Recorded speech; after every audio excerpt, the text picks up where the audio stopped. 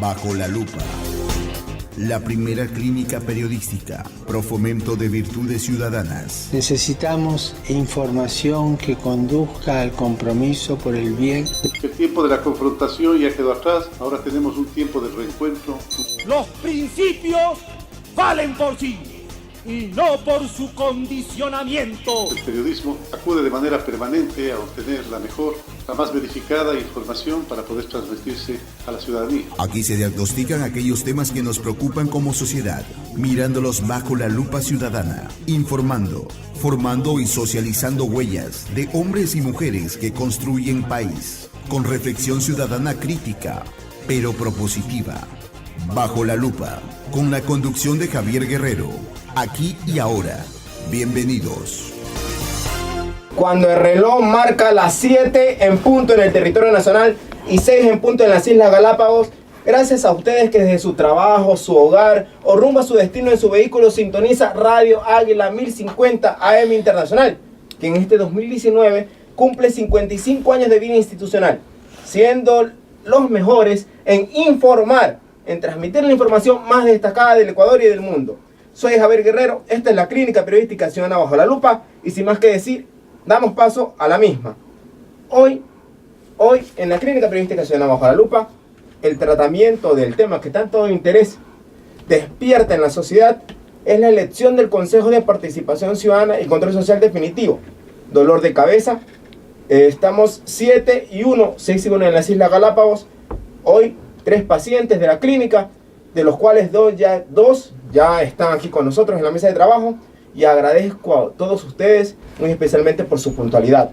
Muchas gracias. Omar Maluk Salén, PhD por la Universidad Ramón Llull de Barcelona, emprendedor. Buenas noches y bienvenido a Bajo la Lupa. Muchas gracias, Radio Águila. Un placer estar con ustedes. Cumplieron 55 años, yo 50 años de graduado. O sea, cuando yo era chiquito escuchaba Radio Águila. Gracias por esa deferencia. César Cárdenas, de los gremios sociales, director del Observatorio Ciudadano de Servicios Públicos, escritor, impulsor de temas de participación social. Buenas noches, bienvenido. Buenas noches, un agrado compartir con el doctor Omar Maluk esta conversación en beneficio de la ciudadanía.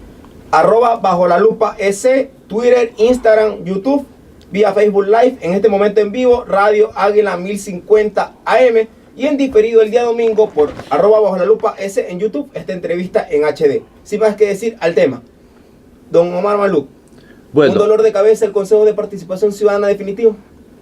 No, yo quiero hacer un análisis marginal. No se puede comparar un Consejo de Participación Ciudadana creado a dedo por el presidente Correa, el expresidente Correa, o un segundo Consejo de Participación Ciudadana transitorio, creado también a dedo por el gobierno actual, y un Consejo de Participación Ciudadana también a dedo, elegido por el pueblo, que es el que va a venir, elegido por el pueblo por primera vez en la historia del Ecuador, porque nunca antes en la historia del Ecuador se habían electo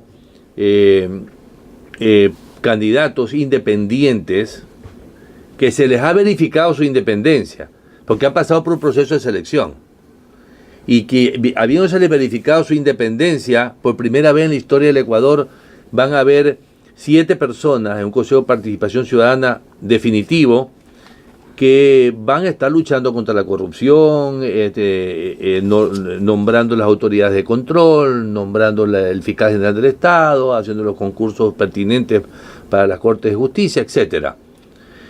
Y lo que está sucediendo, a mi criterio, es que los partidos políticos sienten que este juego se les fue de control. Los partidos políticos sienten que ellos no los nominaron, no fueron nombrados a dedo, porque los candidatos a concejales, los candidatos a asambleístas y los candidatos a alcaldes fueron elegidos a dedo. Yo no conozco, ni he visto, ni me han mostrado un video de alguna asamblea pública de un partido político eligiendo por votación presencial de todos sus miembros a los candidatos. Entonces, se les está yendo el control, la elección a dedo. Además que reciben dinero para hacer campaña, cosa que no reciben los candidatos al Consejo de Participación Ciudadana. Ellos que reciben dinero ahora propician voto nulo para los unos con la mano izquierda y con la mano derecha voten por mí. 7 y 4, 6 y 4 en las Islas Galápagos. Hashtag Lupa S participa. Puede por favor comentar este diálogo, esta conversación entre Omar Maluk y César Cárdenas. También por transparencia debo manifestar que el doctor Hernán Ulloa, candidato al Consejo de Participación Ciudadana, nos había confirmado tanto ayer como hoy y lo estamos esperando. Don César Cárdenas, pero lo que hablaba Omar respecto a la elección histórica del Consejo de Participación Ciudadana definitivo a través de las urnas, el sufragio universal, ¿cuáles pueden ser los temores que tiene la ciudadanía? Lo ha dicho Omar claramente como ciudadano y ahora usted desde el enfoque de los gremios sociales. Uno de los temores podría ser que ese consejo sea cooptado por organizaciones políticas o por fuerzas que en su momento la ciudadanía dijo ya no más. Bueno, eso puede ser una de las intenciones, pero felizmente creemos que la ciudadanía puede y sabe discernir bastante bien sobre qué intereses de carácter económico o político se mueven alrededor de cada uno de los candidatos. Entonces, porque en este proceso había dos métodos de postulación. Uno, por candidatos provenientes de organizaciones sociales y candidatos que de manera independiente, como ciudadanos, es decir, por sí mismos, por su propia cuenta, se candidatizaron, es decir, se postularon. Pero había el candado, perdón que le interrumpa, había el candado de que los ciudadanos, si lo hacían de forma autonómica, necesitaban pertenecer a organizaciones sociales. No, lamentablemente no es así. No necesariamente. La ley es bastante ambigua, ¿no? Además de eso, que es una ley realmente inconstitucional, porque tiene una serie de prohibiciones que no se las dan a los partidos y movimientos políticos. Es decir, por ejemplo, para ser candidato al Consejo de Participación Ciudadana se necesita tener título. Comprobar que efectivamente ha hecho procesos de participación, de control social, es decir, que haya sido una persona que haya hecho algo por la sociedad. Mientras que los partidos y movimientos políticos no les exigen absolutamente nada. Solo 18 años y estar en el único requisito, por ejemplo, es una de las cosas que debe ser cambiada, debe ser transformada en este país para que realmente también los candidatos a prefectos, alcaldes, asambleístas cumplan con requisitos mínimos también, sobre todo, ¿no? Yo creo que eso es clave para el ejercicio de la democracia en nuestro país. ¿Hay temor o no temor de que sea cooptado el Consejo? Y hago esta pregunta porque semanas atrás conversé con el consejero del CNE, Luis Verde Soto, y él sí tenía ese temor. A ver, estadísticamente lo que siempre se calcula es que el correísmo tiene entre el 10 y el 20% de voto duro. Hay gente que todavía cree que el correísmo es una corriente interesante en este país, ¿no? Un dato aquí que abona lo que usted está señalando, que 6 de las 43 almitas que corren al CPCCS definitivo han sido promocionados en redes sociales por gente afín al expresidente Correa. Y hay muchos más. Es decir, realmente el Consejo Nacional Electoral Transitorio ahí hizo un mal trabajo de selección. El equipo técnico que hizo ese trabajo realmente tuvo profundas equivocaciones. Descalificó a gente valiosa y permitió el ingreso de gente que realmente no debería estar en el Consejo. Es decir, en el proceso de postulación, ¿no? Inclusive, por ejemplo, hasta se promovió, se aceptó la candidatura de un sacerdote cuando está prohibido por la ley. 7 y 7, solamente por ponerles un ejemplo, @bajo la lupa, Radio Águila 1050 AM. Don Omar, ¿están todos los que deben estar o se quedaron afuera los que no están? Yo creo que se quedaron afuera gente muy valiosa, pero están los que quisieron estar. Y no solamente los que quisieron estar, los que pudieron estar. Por ejemplo, en mi caso personal se me pasó por la mente, pero no podía, porque tenía una deuda con el Seguro Social pendiente de una compañía que fue liquidada, etcétera. Entonces muchas personas valiosas quedaron fuera por la exigencia en el filtro de la clasificación. ¿Está bien o está mal la exigencia? Está bien, está totalmente bien. Quienes se quedaron fuera o nos quedamos fuera o no pudimos participar o no, es porque hemos tenido problemas de carácter económico, jurídico, legal en algún momento, una pequeña barrera, una pequeña piedra en el camino, como todo el mundo la tiene. Pero, a ver, estos no fueron electos a dedo. Ellos fueron porque quisieron, porque manifestaron su voluntad, correístas o no correístas. Están ahí de manera independiente, de manera autónoma. No es que vino el jefe del partido político y le digo yo quiero que tú seas. No le deben ni le deberán su puesto a nadie. ¿Se pueden ser amigos de Correa? Sí, estoy de acuerdo. Pero que le deban el puesto a Correa, no. Pueden ser amigos de Nebot, pueden ser amigos de cualquier jefe de cualquier partido político. De hecho que hay algunos que también yo puedo decir que son socialcristianos o de tendencia social cristiana. Conocida, trayectoria antigua social cristiana, muy conocida. Se los puede también señalar. ¿Por qué solamente señalan a los correístas? ¿por qué no señalan a los otros partidos políticos? Hay una satanización detrás de ahí. Se está satanizando el tema porque hay una especie de pánico a que ellos lleguen a tener 4 de los 7. Yo creo que van a sacar 2. Okay. Ya, van a sacar 2 de los 7. Para mí, correísmo tiene un 15%. Todavía tiene. Todavía, inclusive he hecho una apuesta con el hermano de Correa, con Fabricio. Sí, Él dice que no pasa del 5, yo digo que pasa del 10. En realidad yo pienso que tienen el 15, pero la apuesta es sobre el 10%. Okay. Y Fabricio va a tener que pagar un buen almuerzo en el Oro Verde. Ya. Muy buena apuesta. Pero lo que les está preocupando, lo que les está preocupando realmente a los partidos políticos es más allá de Correa. Si esto funciona, nos están allanando el camino y nos están abriendo la mente y nos están diciendo, oigan, ¿y por qué los candidatos a concejales, a consejeros y a la asamblea no pueden ser independientes, individuales, candidatos personificados, únicos, no elegidos por los partidos políticos? Es decir, romper la esfera de que sean las organizaciones políticas quienes promocionan... Quitarles el monopolio. Quitarles el monopolio. Pero eso implica reforma legal.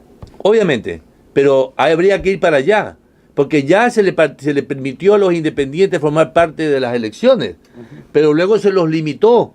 Se les dijo que tenía que ser patrocinado por un partido político. Bueno, estos no son patrocinados por partido político. Ahí tenemos ya un antecedente.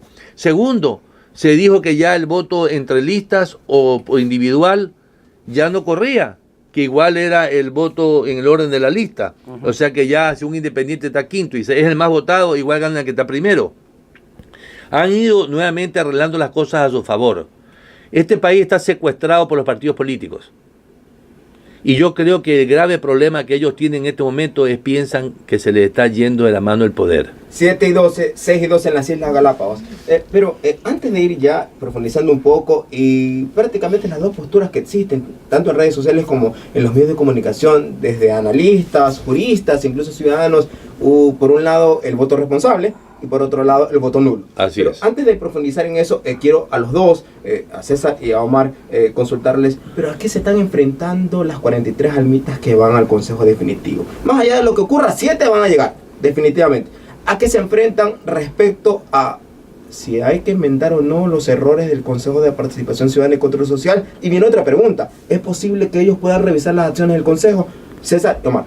Sí, a ver, yo no creo que haya que revisar todas las decisiones del Consejo. Hay algunas cosas que se están haciendo mal. ¿Se puede o no? Y nosotros, claro que sí.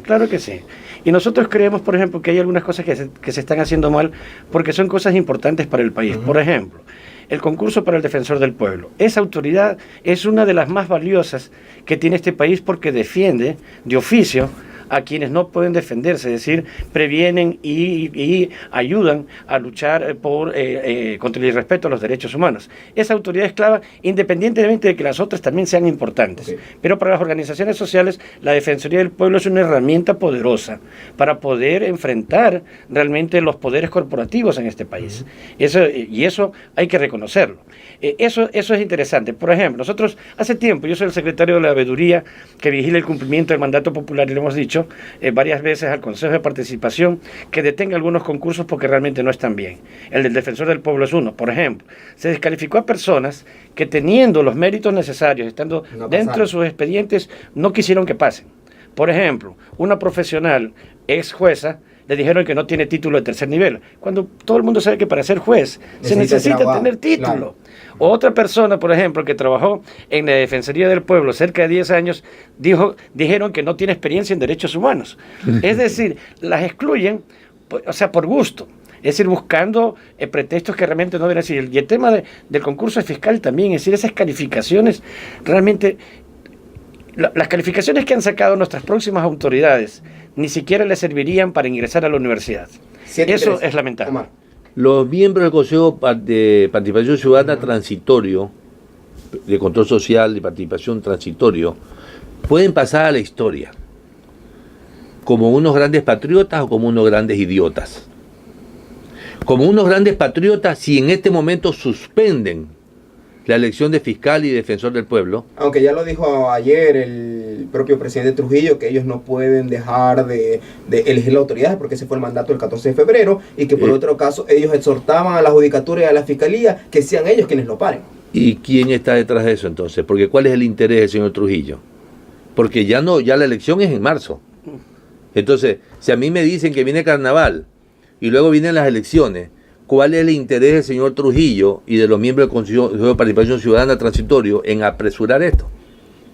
Entonces, van a pasar como unos grandes idiotas, cuando ellos pueden pasar a la historia como unos grandes patriotas, diciendo no, van a elegir, y está en proceso de elección en marzo, un Consejo de Participación Ciudadana y Control Social definitivo. Por lo tanto, suspendemos nuestras actividades en este momento y dejamos que ellos elijan el fiscal general del Estado y que ellos elijan el defensor del pueblo. Quedará la tarea para el CPCCS definitivo. Retomo esa pregunta, retornar de la pausa. Inicio espacio publicitario. Ser primero es más que un número, es una actitud, una forma nueva de ver las cosas. Es innovar, sorprender, estar a la vanguardia, porque Capitán manda y todos siguen. Ahora tú puedes ser el primero. Presentamos Inversiones BDP, por primera vez en Ecuador. Todos podrán hacer crecer su dinero sin ir al banco, desde su celular, a través de la app Onboard BDP. Sé tú el primero, descárgala ya. Banco del Pacífico, innovando desde 1972. Fin de espacio publicitario. 7:20, 6:20 en las Islas Galápagos. Esto es Bajo la Lupa, Radio Águila 1050 AM en vivo, Radio Águila 1050 AM Facebook Live y también en Bajo la Lupa, @Bajo la Lupa S. Sus comentarios, por favor, con el hashtag Lupa S participa. Antes de ir con lo que había quedado pendiente acá, una mención importante. A la hora de pagar tus impuestos prediales, la opción más práctica es usar tu Pacificar débito o crédito. No te compliques. Además, con tu Pacificar crédito puedes diferir el pago de tus prediales hasta 12 meses con intereses a través de Intermático o en el municipio de tu ciudad. Revisa los municipios participantes en www.bancodelpacifico.com. Pacificar Banco del Pacífico, historias que vivir. Pueden pasar de las 43 amitas los 7 a ser patriotas de la historia. Yo sí creo, porque los veo que están luchando los 7. Están haciendo una campaña individual bien interesante. Las redes sociales están ayudando mucho. Es arduo esa lucha, don Omar, cuando observamos que el presupuesto para publicidad dado por el CNE son 93 millones de dólares, de los cuales 4.5 en total. Bueno, siempre es una lucha porque... 93 mil dólares. 93 mil dólares, sí. 93 mil dólares no alcanzan en una campaña. En una campaña para asambleístas se te van 200, 250, 300 mil dólares. Pero se les abrió este nuevo frente de lucha que es el voto nulo.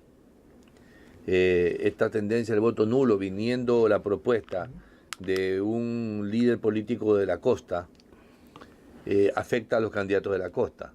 Y voy a explicar yo por qué esta propuesta de voto nulo es sin sentido. Adelante. Para que se anule una junta, se necesita que los votos nulos superen a los votos válidos. Claro. Y en los votos válidos están incluidos los votos por los candidatos más los blancos. Entonces, que haya un 50%, más de un 50% de votos nulos en una junta es bastante difícil, por no decir casi imposible. Para que se anule una jurisdicción completa, necesitan anularse el 30% de las juntas de esa jurisdicción, lo que también es muy difícil que se dé. Y para que se anule la elección a nivel nacional, necesitan anularse todas las jurisdicciones. Supongamos que la propuesta de Guillermo Lasso es un boom y que se anula un alto porcentaje de juntas en las jurisdicciones del Guayas y se anulan las elecciones en Guayas. Porque la ciudadanía dio esa decisión. Ya. ¿Y qué pasa con las jurisdicciones del resto del país? Como esta es una elección nacional, mientras quede una jurisdicción viva, la elección es válida. Tesis del voto nulo es política más que técnica, Omar. Yo creo que un salto al vacío. Yo creo que Guillermo Lasso no entendió la parte matemática del asunto. Como en algunos casos no las he entendido. Cuando yo le expliqué de que no había habido fraude, porque para mí nunca hubo fraude en las elecciones presidenciales, nunca me creyeron. Ellos se asesoran por mexicanos, por nacionales, por gente que hace encuestas, pero a mi criterio no le explican bien. Si él me hubiera llamado a mí y yo le hubiera explicado como le estoy explicando en este momento, estoy seguro que Guillermo Lasso no hubiera tomado esa decisión. Porque para anular una junta es bien difícil que se la anule. Necesitan ganarle a los votos válidos. Y para que se anule una jurisdicción, repito, tendría que tener el 30% de las juntas nulas. Para César Cárdenas, ¿cuál es la óptica desde los gremios sociales respecto a una organización política que esté impulsando el voto nulo? Y le añado esto respecto a que usted, antes de ayer, si mal no me falla la memoria, en una rueda de prensa de varios colectivos manifestaron que iban a denunciar al CNE al señor Guillermo Lasso. Así es, ¿no? Primero, realmente es un gusto estar con un análisis tan brillante como está haciendo el doctor Omar Maluk sobre este tema, ¿no? Y además de eso, porque estamos hablando no solamente de 13 millones de votantes, estamos hablando de 91 millones de votos. Eso es lo que se va a contar. Claro, Entonces, 13 por 7, 13 millones por 7. Una amplia mayoría para poder ganar una tesis de voto nulo, ¿no? Y realmente coincido con el análisis que hace el doctor Malú sobre este tema, ¿no? Que es una propuesta inviable. Pero además de eso también es antidemocrática. Eso violenta los derechos de participación, los derechos de elegir, de ser elegidos. También violenta el derecho a la honra de los propios candidatos. Y violenta también el prestigio y la honra de las organizaciones que hemos propuesto candidatos.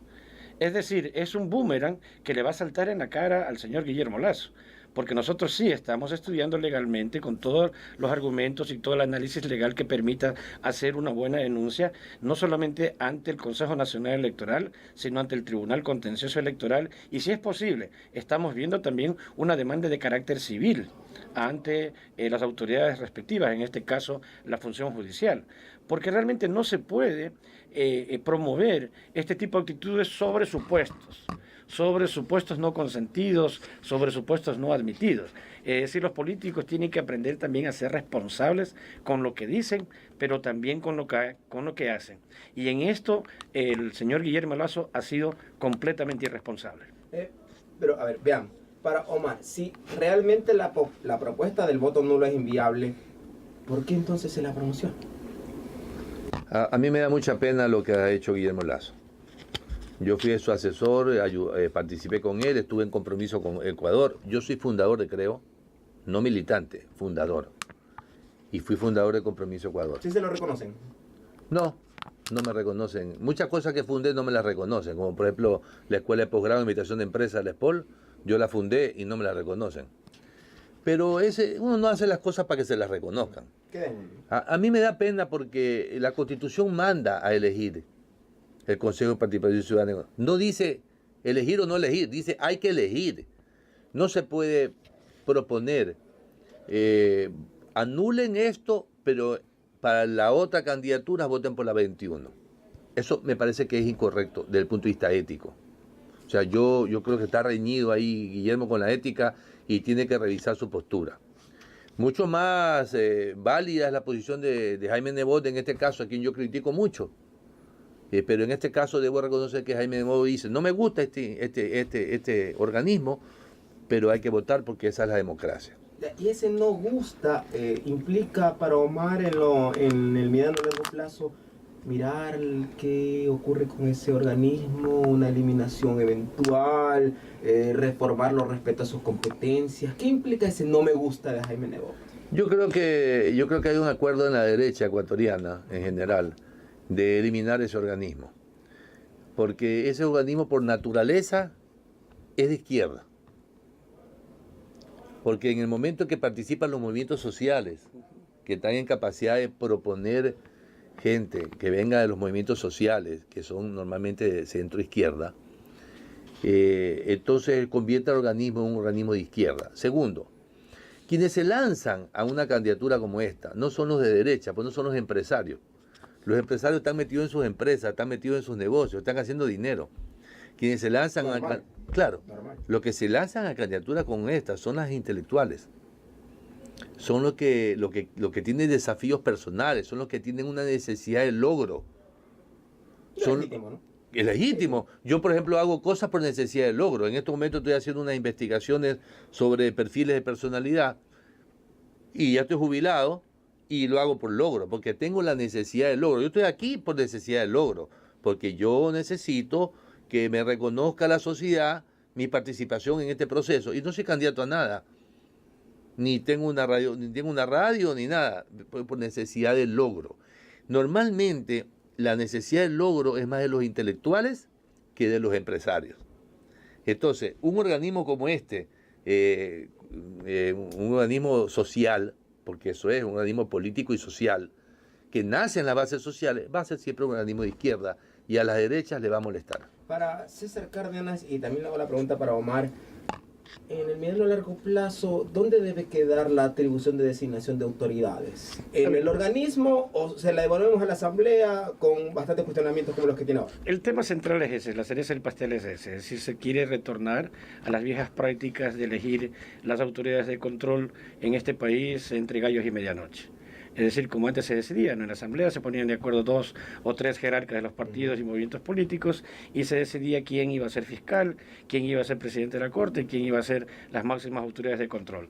Y eso significa construir no solamente un manto de impunidad, sino también cometer un error gravísimo porque no les da oportunidades a la gente de realmente hacer control social desde la autoridad pública. Si esa no es la vía, entonces la vía es mantenerlo en el Consejo de Participación. Debe mantenerse ese tipo, lo que deben cambiar son los mecanismos. Los mecanismos de selección de las autoridades deben ser transparentes, deben ser vistos en vivo, deben ser seguidos mediante las tecnologías de la información. Debe ser gente que realmente tenga una alta capacidad para designarlos de manera independiente y autónoma, sin amarres, sin componendas. Es decir, debe ser gente que realmente conozca del tema, conozca, por ejemplo, para ser fiscal se necesita que sea las personas que lo deben seleccionar en una comisión de selección ciudadana, deben ser personas altamente enteradas del tema, para que no se cometan los errores que se han cometido. Por ejemplo, el Ejecutivo nombra la mitad de las comisiones ciudadanas de selección y desde la ciudadanía se puede postular la otra mitad, es decir, 5 y 5. Pero resulta que al final de cuentas, los 5 del Ejecutivo terminan cooptando a 1 o 2 más y por lo tanto terminan decidiendo a quién eligen y a quién no eligen y con las reglas del juego realmente complicadas.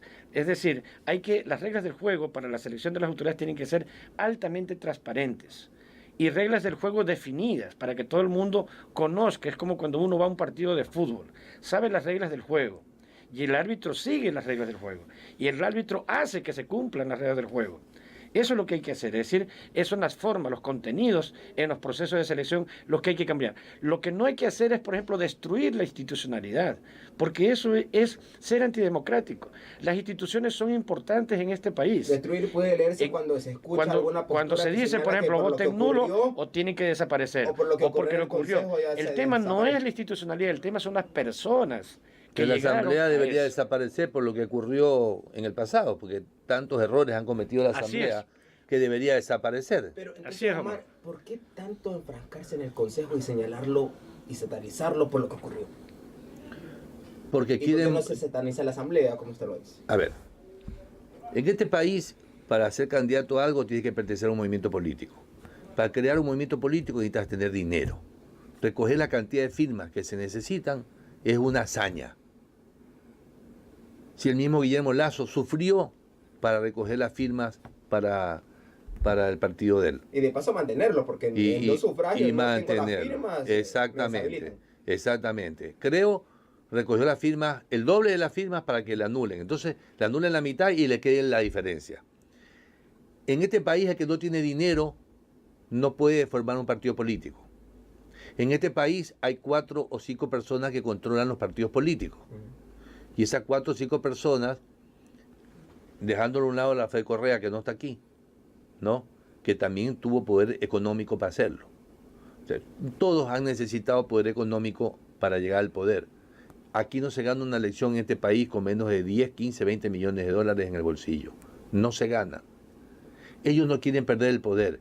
Organismos como este, donde una persona puede ser candidata por redes sociales, a través de las radios, a través de caminar las calles, empiezan a atentar con el statu quo de los partidos políticos. Por eso quieren devolver a la Asamblea la capacidad de elegir las autoridades de control y los jueces y todo. Y eso no lo podemos permitir.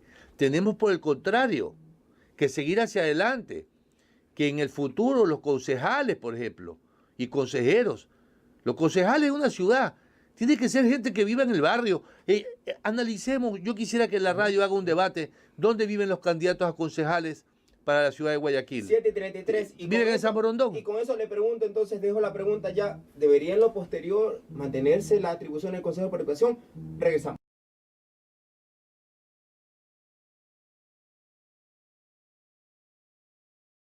$7.39, $6.39 en las Islas Galápagos. Mención importante. Con Pacificar recibe beneficios a la hora de pagar tus impuestos prediales. Usa tu Pacificar crédito y difiere tu pago hasta 12 meses con intereses a través de Intermático o en el municipio de tu ciudad. Revisa los municipios participantes en www.bancodelpacifico.com. Pacificar, Banco del Pacífico, historias de vivir. Además, debo manifestar que he recibido la llamada del doctor Hernán Ulloa, que me dice que en este momento está en una audiencia y por eso no ha podido venir al panel de hoy. Omar, ¿debería trasladarse esta idea de la ciudadanía postulando al Consejo de Participación Definitivo hacia otros estamentos como a las concejalías cantonales de una ciudad? Totalmente de acuerdo. El mismo procedimiento debería haber para las concejalías.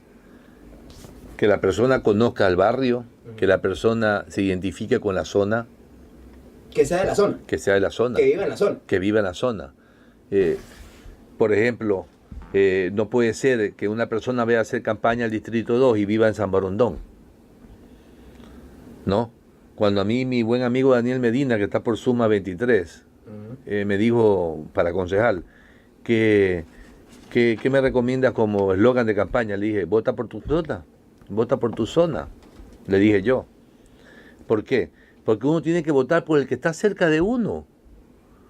¿Quién más puede comprender los problemas de una zona determinada Que la persona que está que ahí. la persona que vive ahí?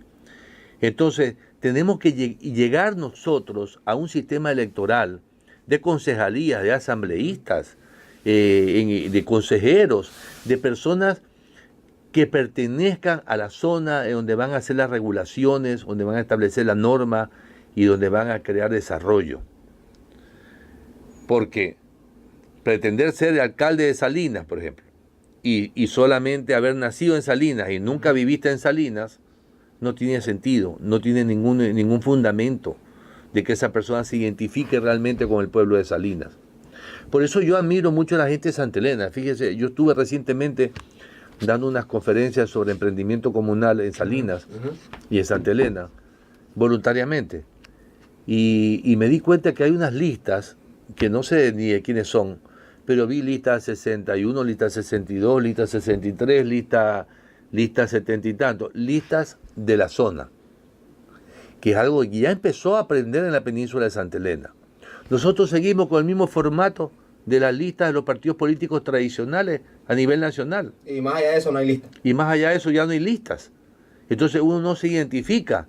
Yo no me identifico con Suma. Me dice Daniel, vota por mí. Claro, yo puedo votar por ti porque eres mi amigo. Pero yo con Suma no me identifico. Es un partido quiteño. Ni creo que muchos quiteños se identifiquen con un partido netamente guayaquileño. Los partidos no han logrado tener identidad nacional. Muy pocos lo han hecho en la historia del país. La lista 6 no tiene identidad nacional. Algo, creo, lista 21 ha logrado, pero no ha logrado entrar en muchas provincias. ¿Quiere decir que no tiene efecto la visita del líder de esa organización en otros lugares del Ecuador? Ningún efecto. Esa gira de Jaime Nebot puede producir hasta votos negativos, pérdida de votos. En cada zona deben haber partidos políticos diferentes que participen en eso. Por eso es que se promovían las alianzas entre listas. Pero he visto que en estas elecciones han disminuido las alianzas. No han subido. Entonces, la idea es que la participación en la decisión política del país sea ciudadana realmente y se concentre en las zonas donde las personas nacieron o vivieron y que la sienten. Y en esa tesis de también trasladar el enfoque ciudadano a las elecciones seccionales, retomando la pregunta del Consejo, ¿deberían permanecer la atribución del Consejo de elegir a las autoridades de control en el Consejo definitivo? Claro que sí. Deben elegir las autoridades de control. ¿Concuerda con César que hay que mirar los mecanismos? Hay que revisar los mecanismos porque, por ejemplo, no se puede hacer un concurso en donde la presentación oral, o sea, valga más que la escrita. Yo como académico y profesor universitario de 40 años, me vienen y me dicen a mí eso y se me eriza la piel.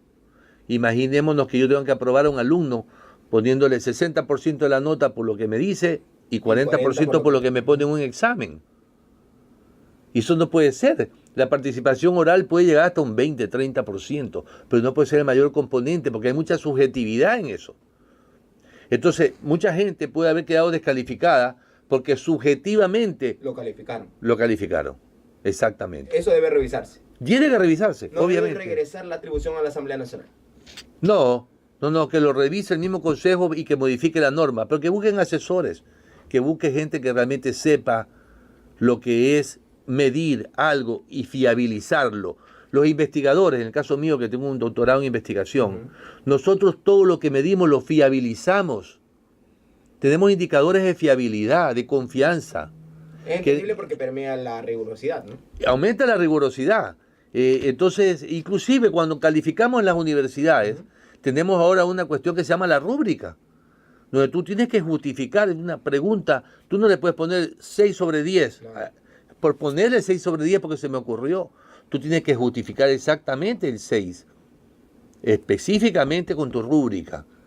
Y así debería ser, debería haber rúbrica para calificar en la selección de los personas de control. César Cárdenas, ¿concuerda con Omar Maluf? Claro que sí, nosotros estamos defendiendo per se la existencia del Consejo de Participación Ciudadana desde las primeras amenazas que empezaron a escuchar, ¿no? Las voces que manifiestan... Porque es importante, para la ciudadanía es importante el Consejo de Participación Ciudadana. Las voces que manifiestan que la atribución del Consejo debe regresar a la Asamblea es porque quieren contar el poder. Así es decir, lamentablemente hay grupos interesados en que todo se retorne a elegir las autoridades de una manera no transparente, de una manera realmente equivocada en este país, porque que lleguen a un acuerdo 2 o 3 personas o 2 o 3 grupos para seleccionar una autoridad de control que va a velar por los recursos de millones de personas, realmente no está bien. No, pues de paso, ¿cuándo participa la ciudadanía? Pues, ¿no? O sea, porque antes teníamos de que quería un ciudadano que de pronto estaba en la academia, estaba en la empresa, representar a su pueblo,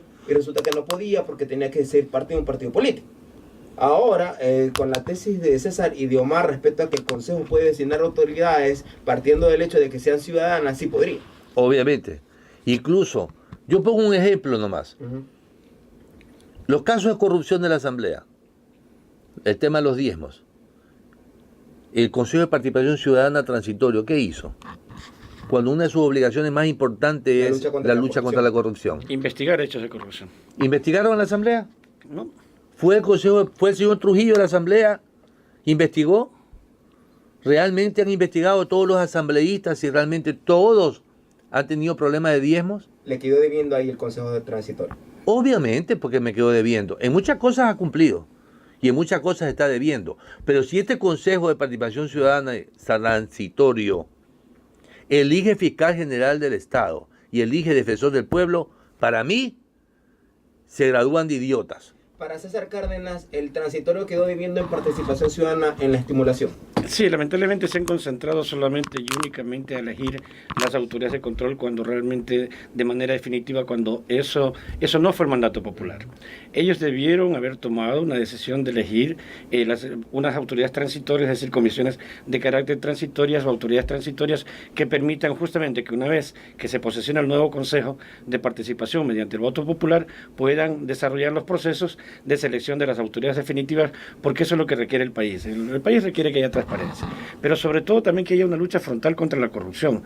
No hay autoridad en estos momentos que realmente tenga una clara indicación, una clara visibilidad de enfrentar el fenómeno de la corrupción en este país, que es lo que nos está comprometiendo no solamente los recursos pasados, sino los futuros también. Marco una pausa, vuelvo al retorno con una pregunta para ambos. ¿Cómo y cuáles son los desafíos del Consejo Definitivo respecto a promover la participación ciudadana? Retornamos.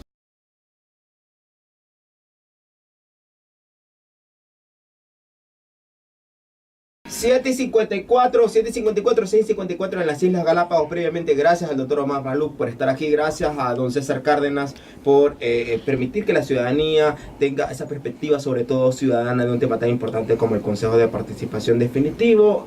Y la pregunta que hacemos acá, si era un dolor de cabeza o no. Antes de ir con la pregunta que había dejado en el corte anterior, una nota importante. Banco del Pacífico cambia la cultura del ahorro a través de su APP Mi Ahorro Cuenta. El 27 de febrero del presente año, Banco del Pacífico realizó el lanzamiento de la aplicación iOS Android Mi Ahorro Cuenta, con el objetivo de compartir la visión innovadora institucional y promover el hábito del ahorro en el país. La aplicación es el resultado de la primera alianza estratégica realizada entre un banco ecuatoriano y una fintech internacional que permitirá transformar los consumos cotidianos en ahorro. El evento contó con la participación del presidente ejecutivo del Banco del Pacífico, Efraín Vieira, el gerente de innovación Luis Aguirre, Fernando Reyes, representante de la FinTech, UBank y medios de comunicación. Paréntesis, un saludo a Efraín Vieira, que está escuchándonos, que hace posible Bajo la Lupa a través del auspicio del Banco del Pacífico. La pregunta: los desafíos para promover participación ciudadana del Consejo Definitivo. Omar. Bueno, comunicación mejor. Hay un problema de comunicación en el Ecuador. Yo creo que el Consejo de Participación Ciudadana Definitivo debería, cuando ya esté funcionando, debería propiciar a través de los medios de comunicación la información de manera permanente para que todas las personas estén informadas de lo que está sucediendo. ¿Con qué frecuencia? ¿Semanal, quincenal? Semanal. Hay mucha gente que no sabe lo que está pasando. Y los medios de comunicación son muy escuetos en estos temas. Le dedican una página completa a un accidente, o le dedican una página completa al fútbol, pero le dedican muy poco a lo que está sucediendo en estos momentos, por ejemplo, en el Consejo de Participación Ciudadana Transitorio, en la cantidad de cosas pendientes que ellos tienen, que César las sabe mejor que yo, en la cantidad de proyectos que se pueden hacer, en informarle a las personas a nivel nacional cuáles son realmente las atribuciones de ellos. Si yo tengo, por ejemplo, evidencia de corrupción, voy allá y lo digo. Y me acompañan en el proceso. Y me acompañan en el proceso. Pero la gente no conoce, no sabe. Y entonces los medios de comunicación, la radio, la televisión, las redes sociales, tienen que ser utilizadas de manera intensiva, semanalmente, en promover todas las actividades que el Consejo de Participación Ciudadana Definitivo y Control Social Definitivo va a realizar. Comunicación, ¿otro que se le ocurra? Formación. ¿Y por qué formación? Porque muchas personas pudieron haber participado en este concurso, en estas elecciones, pero no tienen conocimiento, no tienen la formación necesaria. Por ejemplo, recursos humanos. Tengo entendido que a muchos los descalificaron porque no tenían conocimiento específico en temas de recursos humanos. Pasa eso. Entonces, ¿cuáles son los temas específicos en los que una persona debe prepararse para poder pertenecer a este grupo político de élite? Porque eso es lo que es, un grupo político de élite nacional. Muchas personas, muchos graduados nuestros piensan que sacan una maestría, sacan un doctorado y ya son completos. No. Recién empieza. Son más incompletos. Y son más incompletos porque sucede que el PhD se especializa en algo y se obsesiona con eso y ahí se quedó. En cambio, la persona completa es la que sabe de medio ambiente, la que sabe de recursos humanos. Multidisciplinario. La que sabe de leyes, la que puede interpretar bien los problemas legales, ¿no? Aquella persona que entiende de marketing, aquella persona que sabe de cuestiones políticas, que entiende bien los problemas de la Constitución, los contenidos, etcétera. Entonces, formación. Formar líderes. En este país los partidos políticos no forman líderes. Los partidos políticos destruyen a los líderes. Es cuestión de pasar de hacer remember del pasado. Cuando León Febres Cordero vio que Alberto Dajic sacaba la cabeza como un líder, guillotina contigo. Cuando vio que otro por ahí sacaba la cabeza como líder, fuera contigo. Y los partidos políticos están haciendo eso. No dejan que vengan los nuevos líderes. Y entonces el Consejo de Participación Ciudadana y Control Social debe propiciar líderes a nivel nacional. 7:59. César Cárdenas, ¿coincide? Sí, en casi todos los aspectos con el doctor Maluk, ¿no? Hay otros adicionales, por ejemplo, hay que hacer reformas legales para mejorar los procesos, los procedimientos de la selección de autoridades, hay que hacer reformas legales también para promover de mejor manera el uso de las herramientas legales, los mandatos. que permitan construir y mejorar los temas de participación, por ejemplo, el ejercicio de la silla vacía, hay que normarlo de mejor manera, porque en estos momentos está el arbitrio del alcalde. Es decir, si eso funciona o no funciona, está bajo el arbitrio de los alcaldes, ¿no? Y eso no puede seguir así. Lo mismo el tema de que hay que hacer una reforma legal pequeñita a los temas de los informes de la veeduría. Los de informes de veeduría deberían ser de obligatorio cumplimiento. No hablo de que a veces cuando una veeduría determina que hay indicios de corrupción en alguna obra, por ejemplo, de la veeduría, necesariamente así tiene que hacerlo. Eso, por ejemplo, debería ser pasado justamente a la comisión esta de carácter legal que tiene el Consejo de Participación Ciudadana para que ellos actúen y puedan hacerle seguimiento a esas conclusiones de la veeduría. En estos momentos los informes de la veeduría son un saludo a la bandera. Lamentablemente, eso es un tema que está pendiente. Es decir, cómo le damos mayor poder a los ciudadanos que voluntariamente durante 6 meses, un año, hacen un trabajo sostenido, creativo, de vigilancia sobre un determinado proceso, sobre una determinada obra, y resulta que cuando llega al Consejo de Participación Ciudadana ese informe solamente sirve para estar en la página web. Como un formalismo. De allí no sirve absolutamente para nada. Solo en la Politécnica, en el año 2014, en el año 2010 en la Politécnica, solo en la Politécnica, salieron 164 jubilados. Y en muchas universidades están saliendo de manera permanente cientos de jubilados, gente con mucha experiencia, gente con mucho conocimiento que podían ser excelentes veedores, que inclusive les sirve para estar activos, sí. ¿No? Cuando a mí Andrés Freire, su compañero de veeduría, que fue mi alumno en la SPOL, me propuso ser parte de las veedurías, ¿aceptó? No, porque no sirve. O sea, está bien que yo lo haga, pero al final del camino, lo que nosotros digamos no es considerado, no tiene fuerza legal. 8:1, 7:1, me quedan 40 segundos. Omar y César, sus conclusiones respecto al Consejo de Participación Ciudadana definitivo y la postura del voto nulo. Omar. Hay que combatir la postura del voto nulo, hay que defender al Consejo de Participación Ciudadana y Control Social definitivo, hay que ir a esas elecciones a votar por los 7, no vengan con el argumento de que no los conozco, porque yo también les puedo decir, ¿y conocen a todos los candidatos a concejales? ¿Conocen a todos los candidatos a consejeros? ¿Conocen los 17 candidatos a prefectos de la provincia del Guaya? ¿Conocen los 17 candidatos a alcaldes de la ciudad de Quito? No es necesario conocerlos exactamente. Pregúntenle a sus amigos, investiguen la página web del Consejo Nacional Electoral. Búsquenlo en Google y sigan las listas. Que cada persona que ya tiene su lista la publique. César.